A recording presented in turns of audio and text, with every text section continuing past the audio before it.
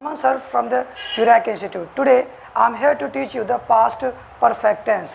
I will teach you this lesson in Hindi. आज मैं आपको लेसन हिंदी में पढ़ाने जा रहा हूँ, तो आप सीखेंगे कि पास्ट परफेक्ट टेंस पर वाक्य किस तरह से बनाते हैं। और इस टेंस में मैं आपको सिखाऊंगा कि जो है बहुत सारे इल्यूज़न होते हैं, भ्रम।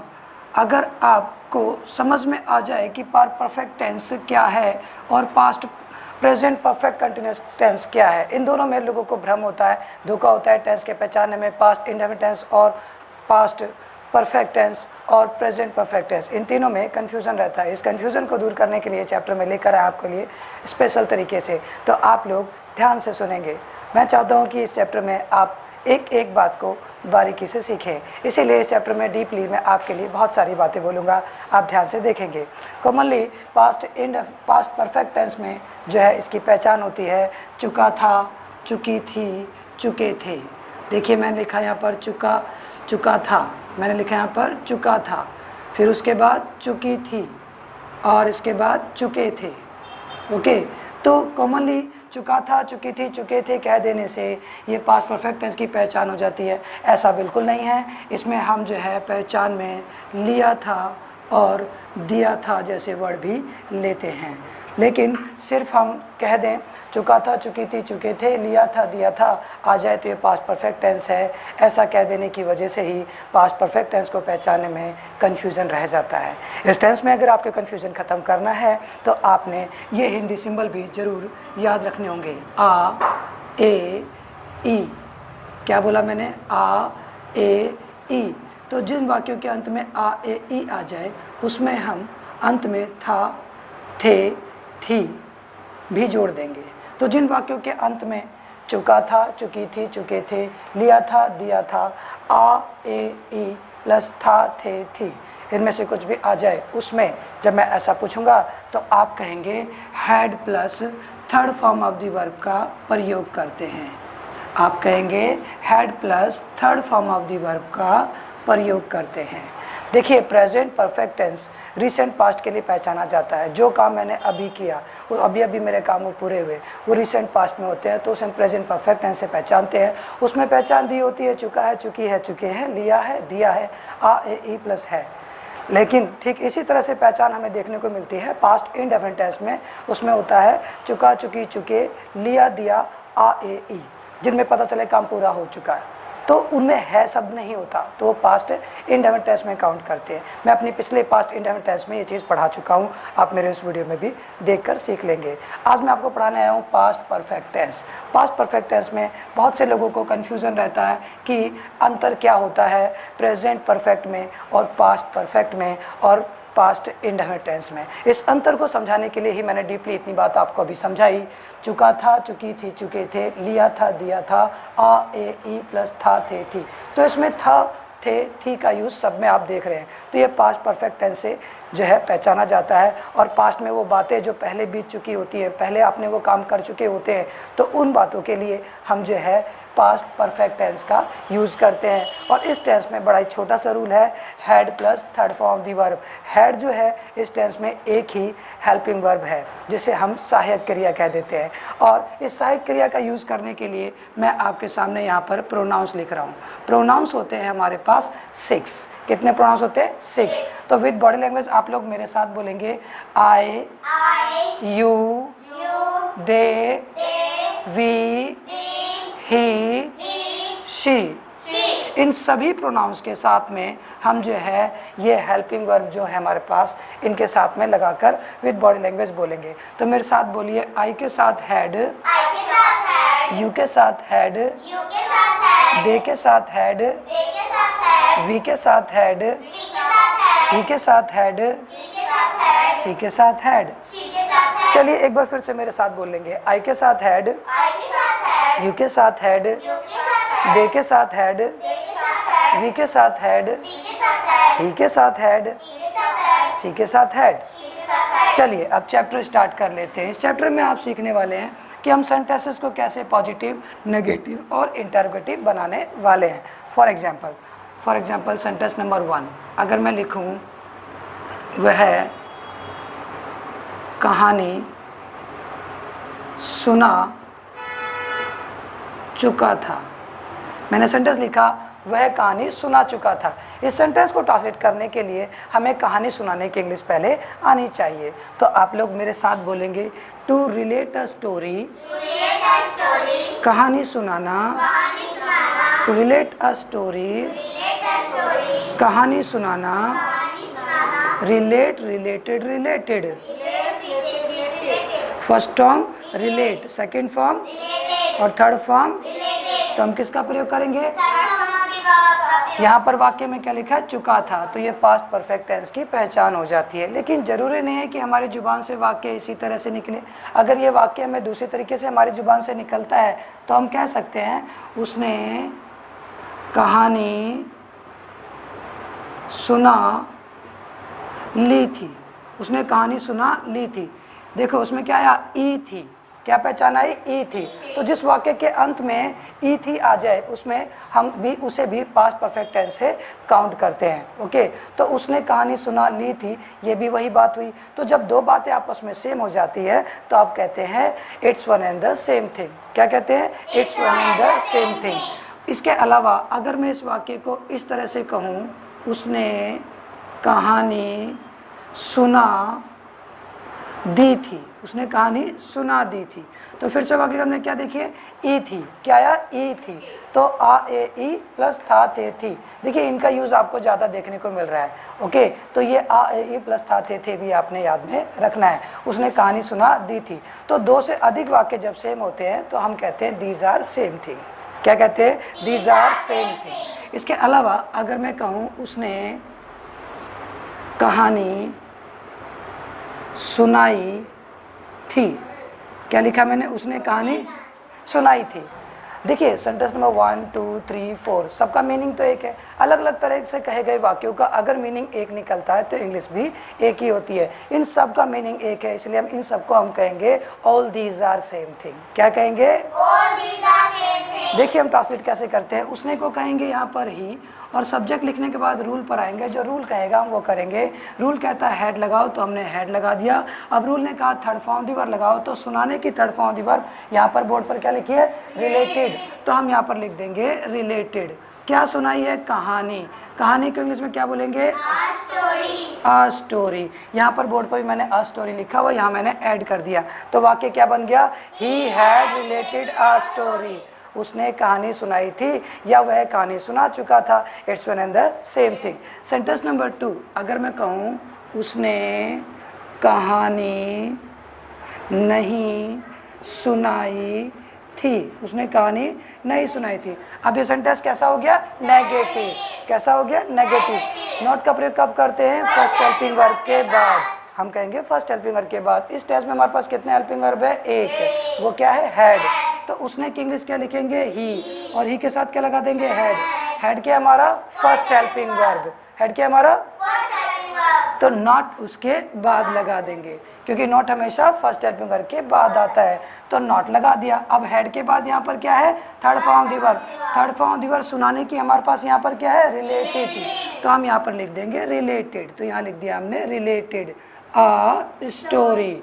ओके, तो हमारा वाक्य क्या बन गया? He had not related a story. उसने कहानी नहीं सुनाई थी। ओके, सेंटेंस नंबर 3 अगर मैं लिखूँ क्या उसने कहानी नहीं सुनाई थी। क्या उसने कहानी नहीं सुनाई थी। ये सेंटेंस कैसा हो गया हमारा? इंटरोगेटिव।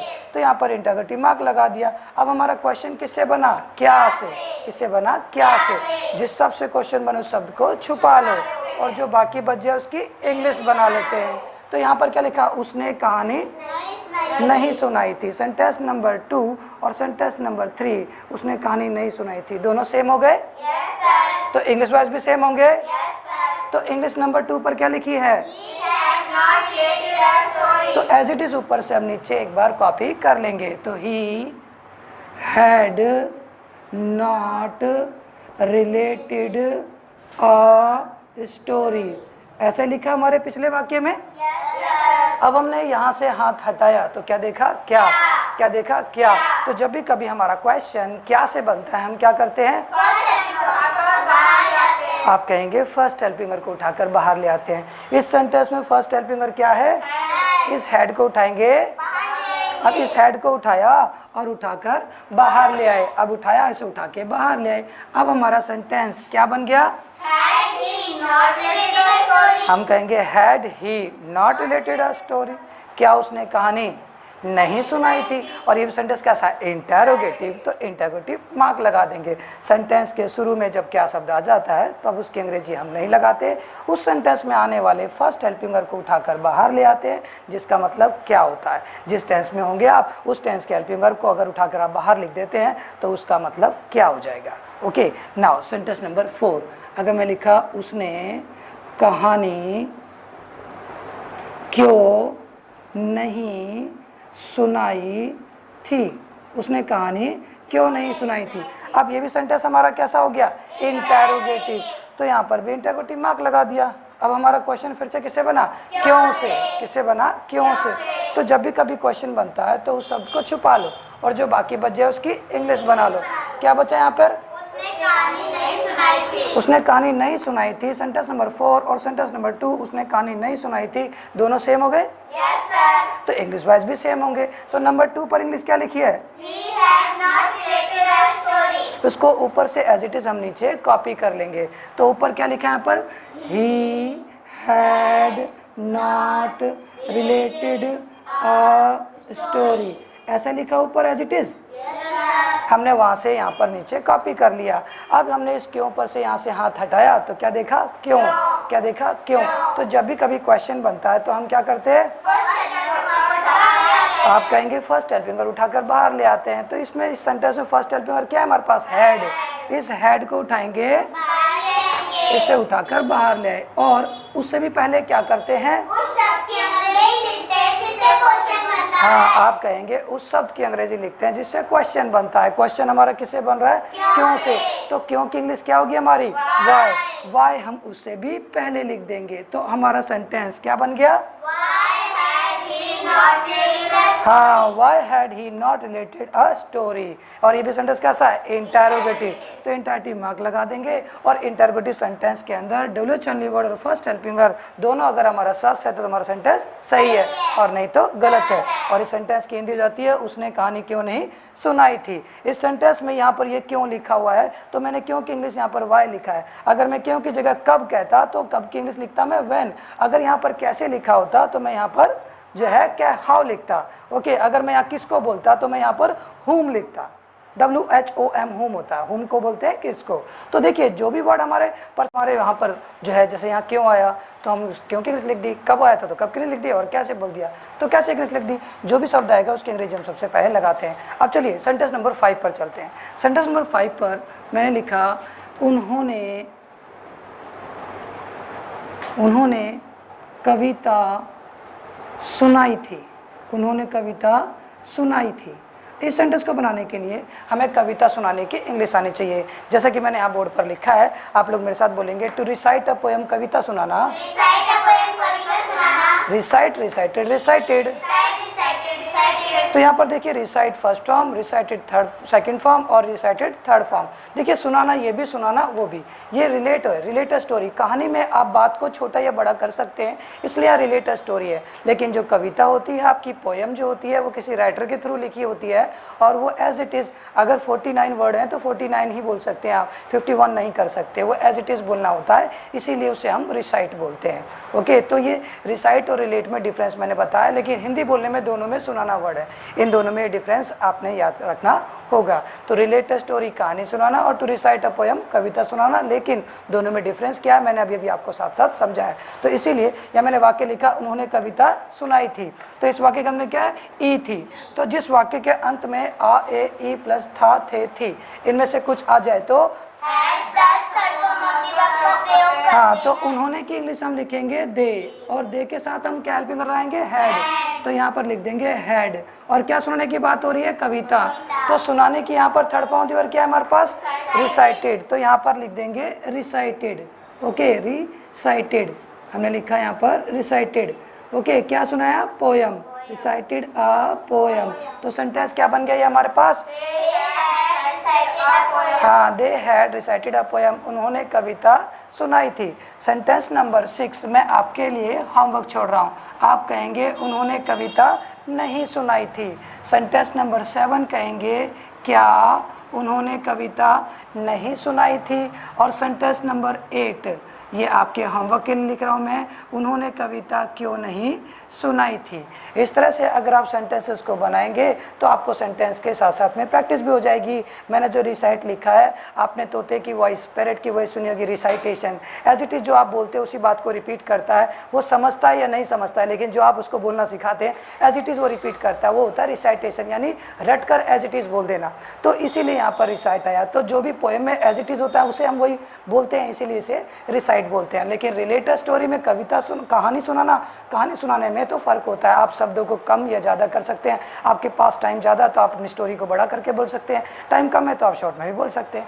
सेंटेंस नंबर 7 मैंने लिखा। सेंटेंस नंबर 7 जो है आपके लिए मैं लिखने जा रहा हूँ। उसने मुझे मनगढ़ंत कहानी सुनाई थी। उसने मुझे मनगढ़ंत कहानी सुनाई थी। ओके, तो यहाँ पर सेंटेंस नंबर जो है 6, 7, 8 के बाद सेंटेंस नंबर 9, उसने मुझे मनगढ़ंत कहानी सुनाई थी। अब इस सेंटेंस को ट्रांसलेट करने के लिए हमें मनगढ़ंत कहानी सुनाने की इंग्लिश आनी चाहिए। तो आप लोग मेरे साथ बोलिए, to relate a cock and bull story, to relate a cock and bull story, मनगढ़ंत कहानी सुनाना, मनगढ़ंत कहानी सुनाना, to relate a cock and bull story, मनगढ़ंत कहानी सुनाना, relate, related, related. First form क्या है? रिलेट। सेकंड फॉर्म क्या है? थर्ड फॉर्म क्या है? हम यूज करेंगे थर्ड फॉर्म दी वर्ब का। यहाँ वाक्य के अंत में फिर से क्या है? ई थी। तो जिस वाक्य के अंत में चुका था, चुकी थी, चुके थे, लिया था, दिया था, आ ए ई प्लस था थे थी आ जाए उसमें, तो उसने की इंग्लिश यहाँ पर हम लिख देंगे सी। तो देखिए उसने हम इंडिकेट करेंगे किसी लड़की की तरफ तो सी, किसी लड़की की तरफ तो ही। तो यहाँ पर ऐसा कुछ है नहीं, लेकिन फिर भी मैंने एग्जाम्पल पे लिया यहाँ पर सी। तो सी के साथ हम क्या लगाएंगे? हैड। तो यहाँ लिख दिया हैड। हैड के बाद क्या लिखना है? मनगढ़ंत कहानी सुनाने की थर्ड फॉर्म। हेड के बाद क्या लगती है? Third form. तो यहाँ पर हमने थर्ड फॉर्म क्या लिखा हुआ है? रिलेटेड। तो यहाँ पर हम लिख देंगे रिलेटेड। यहाँ लिख दिया रिलेटेड। ओके, क्या सुनाइए? मनगढ़ंत कहानी। मनगढ़ंत कहानी के लिए क्या? A cock and bull story. तो हम लिखेंगे a cock and bull story, cock and bull story. तो हमने यहाँ लिखा कॉक एंड बुल स्टोरी। लेकिन किसको सुनाई है? मुझे। मुझे क्या है? हमारा ये ऑब्जेक्टिव है जिसे हम हाफ प्रोनाउन कहते हैं, जिसके लिए हम लिखेंगे टू मी। क्या लिखेंगे हम? To me. सेंटेंस हो गया, she had related a cock and bull story to me. उसने मुझे मनगढ़ंत कहानी सुनाई थी। लेकिन इस वाक्य को हम इसकी बजाय इस तरह से भी कह सकते हैं, सी had related she had related me a cock and bull story। अगर हम इस तरह से बोलेंगे तो हमारा फ्लो बढ़ जाता है। सेंटेंस बोला मैंने, she had related a cock and bull story to me. टू बोलते समय हमें रोकता है, लेकिन अगर हम इस तरह से बोलेंगे सी had related me a cock and bull story, तो हमारे फ्लो को ये बरकरार रखता है और अपनी स्पीड से भी हम इसे बोल सकते हैं। तो सेंटेंस नंबर 10, उसने मुझे मनगढ़ंत कहानी नहीं सुनाई थी। ओके, सेंटेंस नंबर 11, क्या उसने मुझे मनगढ़ंत कहानी नहीं सुनाई थी।